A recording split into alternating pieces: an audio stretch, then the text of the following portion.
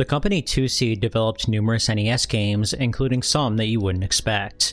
Despite them working with companies like Jaleco, Nintendo, and Namco, they usually never received credit for their games. If you look at the box or title screen to any games they developed, you'll get no mention of Tose anywhere. You will find the publisher all over it though. Why did Jaleco and Nintendo hire a no-name developer instead of making the games themselves? And why did Tose not take credit for their games? Let's take a look.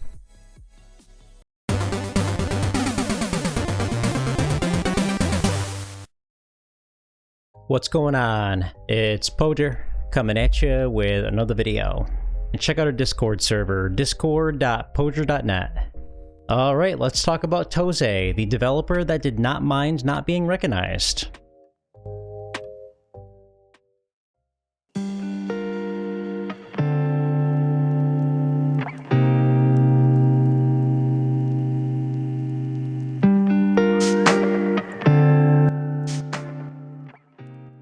When talking about a video game, the publisher is the company that releases it to the public.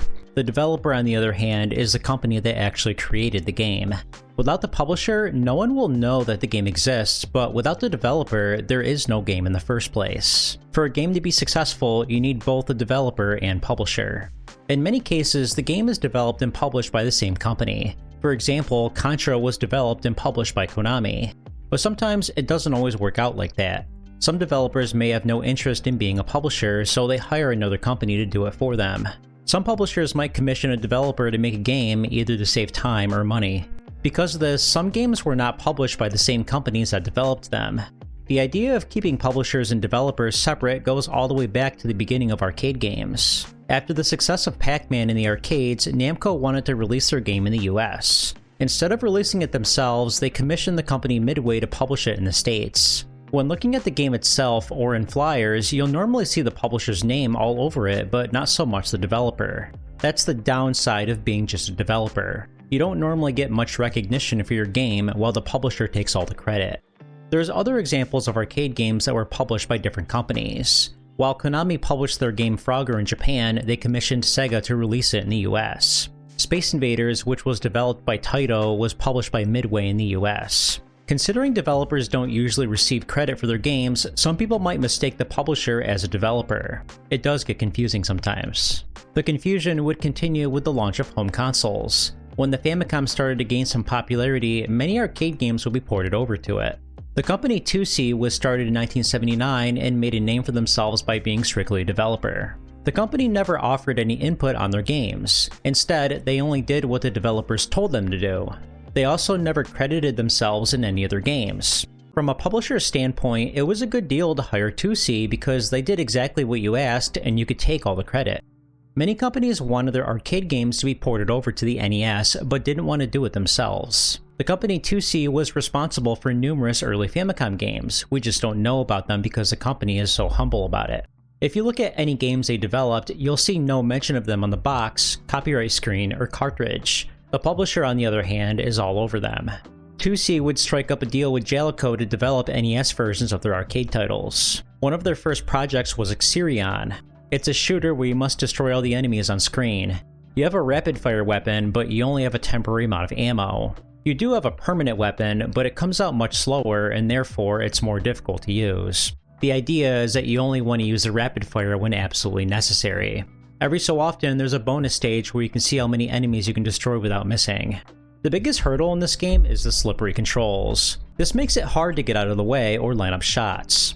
The arcade version has slightly more colorful graphics and the background moves more fluently. The NES version loses out on some color and the background movement is choppier. Tose did a reasonable job considering the Famicom only has one background layer. This is a very well done port of the arcade original and an excellent start for Tose. Field Combat is another Famicom game that Tose worked on. You play as a warship that must reach the top without getting hit by the enemies. You can shoot them down and also abduct them with your beam. For any enemies you abduct, you can enlist them on your side. The problem with abducting is that the process is very slow, so it leaves you vulnerable to enemies. The fact that you can recruit your own army to fight against the enemies is a cool mechanic. For 1985 standards, this is a decent game. You commonly see this in Exerion on bootleg consoles because they both don't take up much ROM space. Jaleco would also commission Tose to develop an NES version of their arcade game City Connection. It's a platformer where you must paint all the roads a different color. Your car can jump, but only after getting a running start. There's cop cars that will try to get you, but you're able to stun them with a temporary projectile weapon. There's also cats on the road that will destroy you in one hit. For a game released in 1985, the graphics are nice and colorful, and there's some parallax scrolling in the background. This could honestly pass as a Super Nintendo game. For some reason, the NES version retains the name City Connection despite the arcade game being called Cruisin' on the Western release. The gameplay does feel very similar to the arcade version. In some aspects, the controls are actually improved. You're able to make left and right turns on a dime, which is unlike the arcade version where you can only turn around after getting a running start. The developers felt the need to keep the parallax scrolling, but they pulled it off in a weird way. The foreground moves in a very choppy, stop-motion type of way to give the illusion of parallax scrolling. I think they should have foregone the parallax scrolling in favor of smoother gameplay. This just looks awful. While your ability to make left and right turns has improved, a lot of control issues remain from the arcade version. It's very difficult to color in the squares that are on the corners without falling off the platform. Many levels blend in with the background, which is a cheap way of increasing the difficulty in my opinion. They seriously couldn't pick a different color scheme? They did do a reasonable job capturing the arcade experience, but I still prefer that version because of the smoother scrolling. If you look at the box to the NES version, you'll notice it doesn't mention Tose anywhere, but you see the Jaleco logo front and center. This is just an example of how the publishers take all the credit while the developers sit on the sidelines. Jaleco also commissioned Tose to develop Ninja-Kun. The original arcade version was made by the company UPL, but Jaleco secured the license to publish it on the Famicom. Instead of making it themselves, they hired Tose to develop it. It's a vertical platformer where you must destroy all the enemies on screen. You can throw shurikens, but so can the enemies. The controls are not the best. For some reason, you can't jump straight up. You can only jump towards a specific direction. That's weird. You also cannot guide your character's movement mid-air when you jump, but you can face different directions. To be fair though, these issues were also in the arcade version. Tose did a good job porting over that version. The only issue that's exclusive to the Famicom game is the poor frame rate. I'm sure Jaleco didn't mind because their own game Ninja Maru-kun also had the same frame rate issue. This is another well done port of the arcade original. Before we move on, if you enjoyed this video so far, definitely drop a subscription. We're on our way to 40k and only you can help us get there. Let's take a look at a more obscure arcade game, Momoko 120%. You play as a young girl who must reach the top of the school before the inferno catches up to her. On each floor, you have to look for an escape route, whether it's a set of escalators or a trampoline. You do have a projectile weapon that can be used against the enemies. When you do complete a level, you grow up slightly and you advance to the next year of school. If you get hit by an enemy or touch the flames, you lose. Jaleco developed the arcade version in-house, but would commission Tose to make a Famicom version, this one being called Lum's Wedding Bell. This version is based off the manga Urusei Yatsura.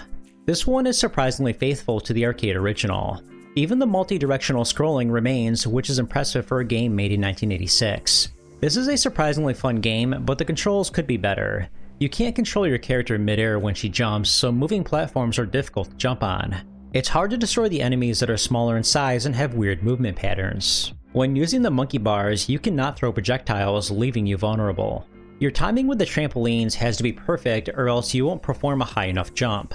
Despite that, it's still amazing they were able to accomplish this type of game so early in the Famicom's lifespan. I also heard they're going to be making a port of this on the Famicom disk system featuring the character from City Connection. That's pretty cool.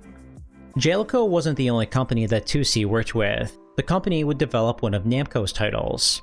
Here's a little backstory. Namco published and developed a Famicom version of their arcade game Mappy. This is a very well done version, but unfortunately it was never released outside of Japan. For whatever reason, some of Namco's well-known arcade ports stayed in Japan, but thankfully the US would eventually receive a version of Mappy, just not the one we expected. Here's Mappy-Land by Tose. The core gameplay is similar, where you have to collect all the cheese to advance to the next level, but they made some very interesting additions. You're able to drop items onto the level that temporarily stun the enemies. You can also perform this very short jump, which you need to grab cheese and items. There's traps across each of the levels that you can activate. Some levels are not in the traditional Mappy format, but instead are more like platformers. Unfortunately, the Mappy-style controls really don't work in a platformer setting, and as a result, it's very easy to fall in the bottomless pits.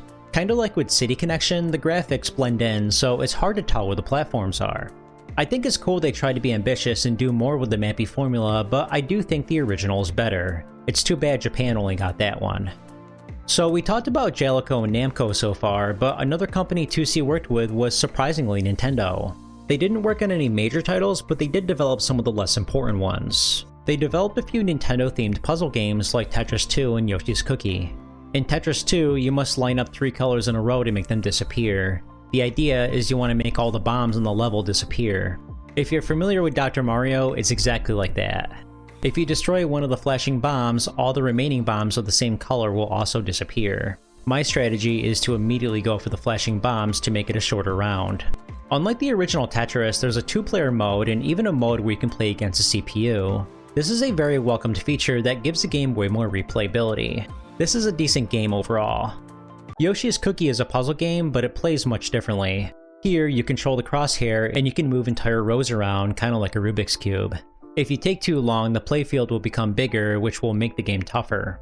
Nintendo most likely didn't care about these two games that much, which is why I think they commissioned Tose instead of making it on their own. It's not like these are high-profile Mario games or anything.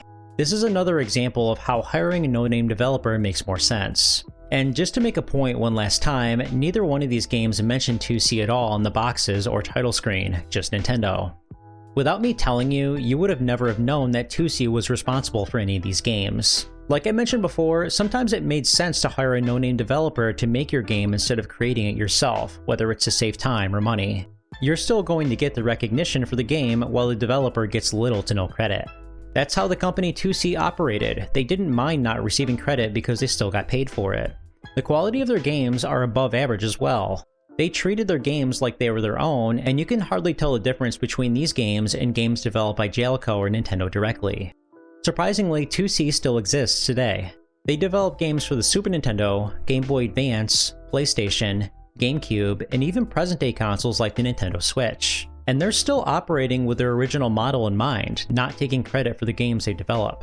I was very surprised to learn that they still exist, as many smaller companies like these unfortunately tend to go out of business. Tose managed to find a place in the gaming industry.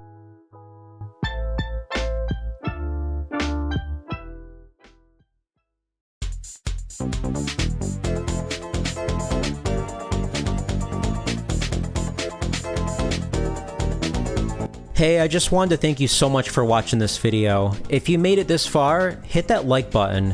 If you enjoy this type of content, hit the subscribe button for more content. Both of these things really help the channel grow. If you have anything to share, feel free to leave a comment. I read every single comment on this channel, and I'm pretty good at replying back. Anyway, have a good one.